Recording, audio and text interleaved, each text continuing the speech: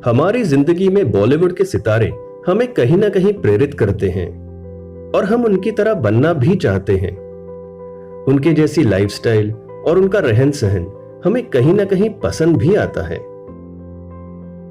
ऐसे ही हमारे बॉलीवुड के एक सुपरस्टार ऋतिक रोशन लोगों के दिलों में इस तरह राज करते आए हैं कि सब उनके जैसा बनना चाहते हैं। उनके पर्सनालिटी को मैच करना अपने आप में एक चुनौती है,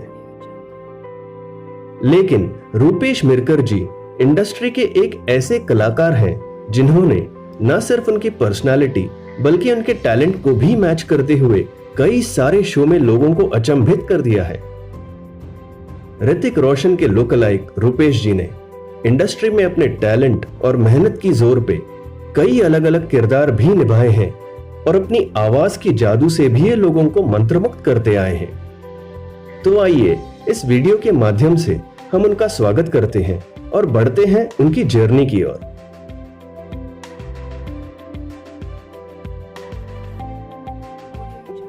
हेलो फ्रेंड्स, मैं अश्विनी आप सबका स्वागत करती हूँ हमारे इस प्यारे शो में जिसका नाम है वी रश्मि क्रिएशन प्रस्तुत स्ट्रगलिंग स्टार्स। आज मैं बहुत एक्साइटेड हूँ क्योंकि आज हमारे साथ यहाँ मौजूद है बॉलीवुड के जाने माने एक्टर ऋतिक रोशन के लुक अलाइक हमारे महाराष्ट्र के ऋतिक मिस्टर रूपेश मिरकर जी से स्वागत है आपका हमारे शो में। आपसे कुछ सवाल पूछूंगी जो आपकी इस जर्नी से रिलेटेड है। तो मेरा पहला सवाल ये है कि आप इस क्षेत्र में आए तो ये आपकी खुद की इच्छा थी या आपको किसी और क्षेत्र में जाना था? सबसे पहले नमस्कार आप सभी को, मैं रूपेश मिरकर। और ये जो फिल्म इंडस्ट्री है इसमें आना, काम करना, ये सभी पूरी दुनिया वाले जितने भी हैं उनका एक सपना होता है कि इंडस्ट्री में फिल्मों में काम करें। तो बट ऑब्वियस मेरा भी ये बचपन से ही मतलब सपना रहा है, क्योंकि कला जो है वो बॉर्न टैलेंट है मुझ में। मेरे माता पिता से मेरे अंदर ये बहुत सारा टैलेंट आया है और मैं अपने टैलेंट को एक्सप्लोर करने के लिए इंडस्ट्री में बचपन से ही आना चाहता हूँ। जब आपको पता चला कि आपको इसी क्षेत्र में अब काम करना है तो आपने किस प्रकार तैयारी की, मतलब आपके प्लानिंग्स क्या थे?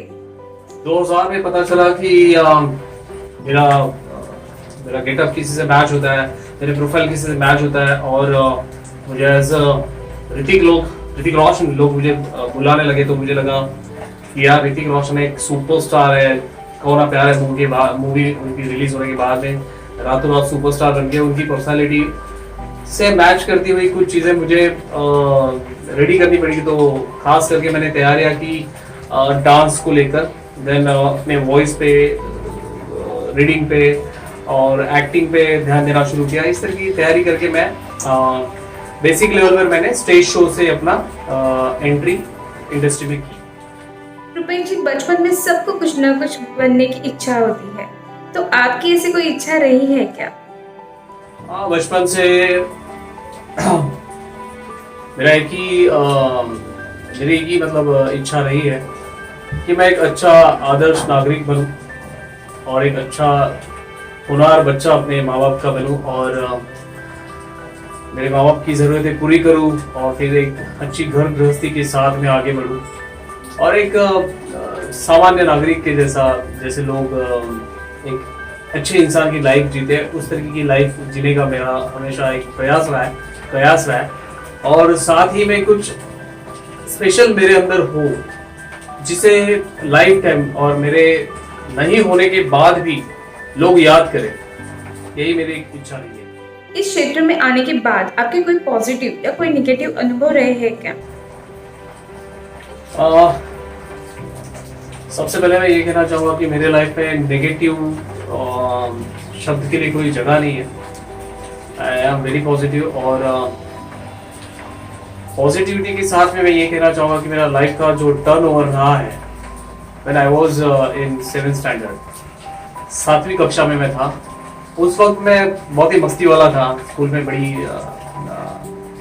बहुत मस्ती किया करता था, मार्क्स भी बहुत कम आते थे और फेल होने की कगार पर था मैं 7th स्टैंडर्ड में, 7वीं कक्षा में। तब मेरे माँ ने मुझसे कुछ बातें कही थी, वो मेरे लाइफ का पॉजिटिव टर्निंग पॉइंट था। और 7th स्टैंडर्ड के बाद में 8, 9, 10 और जो भी कॉलेज, मैं हमेशा टॉपर्स में ही रहा। और जितने भी स्टडी की उसके बाद जो भी मेरा क्षेत्र आया वहाँ पर मैं 100% पॉजिटिविटी के साथ में ही काम करता हूँ। I am fully positive. इस क्षेत्र में आने के बाद आपको किन समस्याओं का सामना करना और आपने उस पर किस प्रकार मात की, ये हम जानना चाहते हैं। बॉलीवुड इंडस्ट्री में आते समय मुझे शुरुआत से कोई मेरा गॉडफादर या जैसे कहते हैं कि कोई गुरु होना चाहिए, वो कोई था नहीं। और मैंने खुद सारी चीज़ें जो अपने आप को डेवलप करना, पर्सनालिटी लाइक डांस से लेके बॉडी बिल्डिंग से लेके जो भी चीज़ें की है मैंने खुद की है। देयर वाज नो सपोर्टर, मुझे कोई मोरल सपोर्ट भी नहीं था।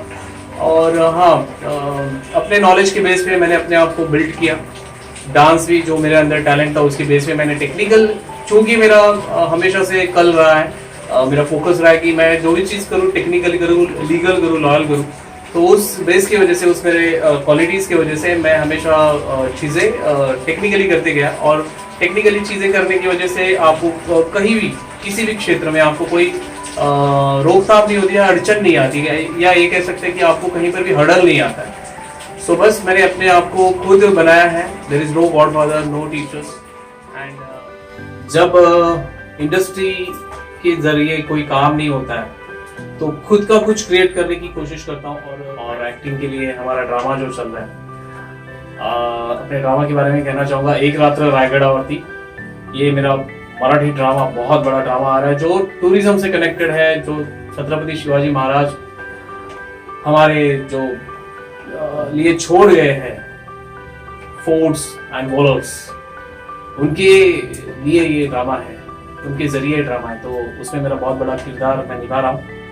और सक्सेस आते गया, जैसे जैसे स्टेज आते गई, उस स्टेज के चुनौती को भाप कर अपने आप को रेडी किया और मैं पास होते गया, स्टेज एक एक ऊपर आते गया। आज मैं यहाँ तक आया हूँ और आगे बहुत सारी स्टेजेस हैं, एंड के स्टेज पे पहुँचना है। आप सबका आशीर्वाद चाहिए। इस क्षेत्र में अगर कोई नए से जुड़ना चाहता हो तो आप उन्हें क्या सलाह देंगे? मैं सबसे पहले कहूँगा कि चुनौतियाँ बहुत सारी हैं। अगर आप इस फील्ड में आना चाहते हैं तो पूरी तैयारी के साथ आइए। और अगर आपको कोई सपोर्ट मिल रहा है तो ज़रूर उस सपोर्ट की सहायता लीजिए।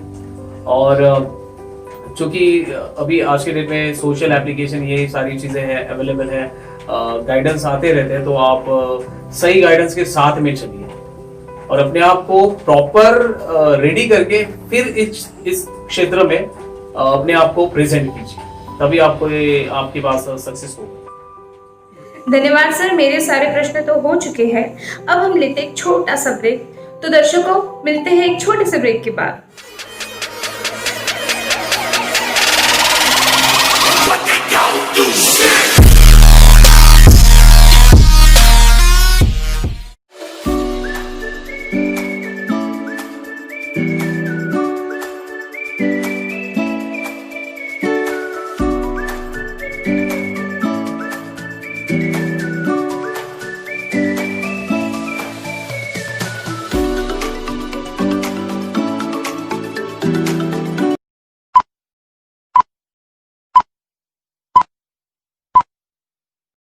हेलो दर्शकों, ब्रेक के बाद फिर से आप सबका स्वागत है। हमारे साथ है रुपेश मिटकर जी। तो सर, मेरे सारे सवाल तो हो चुके हैं।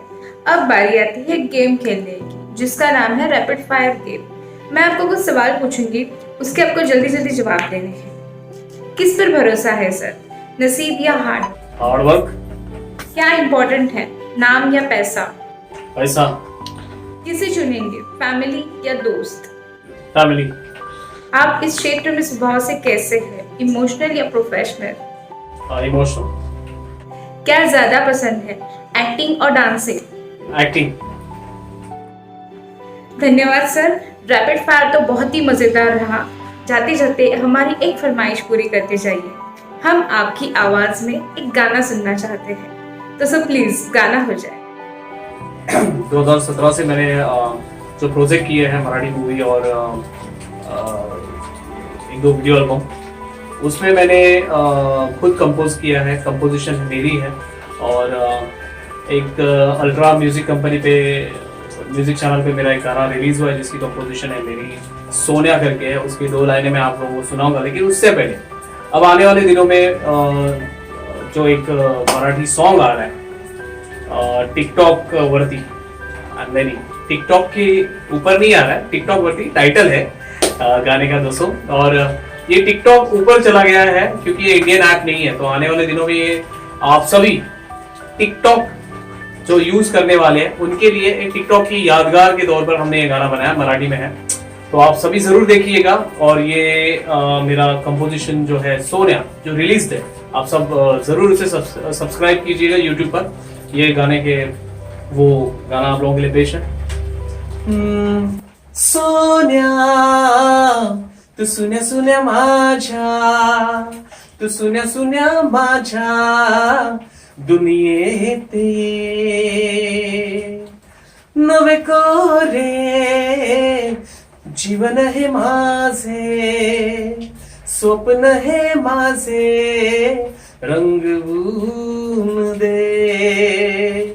मधुर प्रीतीचे गंध फुलांचे अधर जुळती ते पर्व सुखाचे, झाले प्रेम गधीरा कडाकडे। सोन्या तू सुन्या सुन्या माझ्या, तू सुन्या सुन्या माझ्या हृदयाते। वाह सर, बहुत ही खूबसूरत गाना था sir. Thank you so much कि आप हमारे चैनल पर आए, आपने अपने अनुभव हमारे दर्शकों के साथ शेयर किए, हमारे दर्शकों से बातचीत की, उसके लिए बहुत बहुत धन्यवाद। और आपको आपकी आगे की कामयाबी के लिए बहुत बहुत शुभकामनाएं। तो दोस्तों बताइए आपको हमारा आज का ये एपिसोड कैसा लगा। मेरे लिए तो बहुत ही सुपर एक्साइटेड था। आपको भी ऐसा लगा तो हमें कमेंट करके ज़रूर बताना, और हमारे चैनल को सब्सक्राइब करना ना भूलना, और बेल आइकॉन दबा के हमारे आने वाली वीडियोस के अपडेट्स जानिए। तो चलिए तब तक के लिए मैं इजाज़त चाहती हूँ, मिलते हैं फिर एक नए मेहमान के साथ। तब तक के लिए थैंक यू।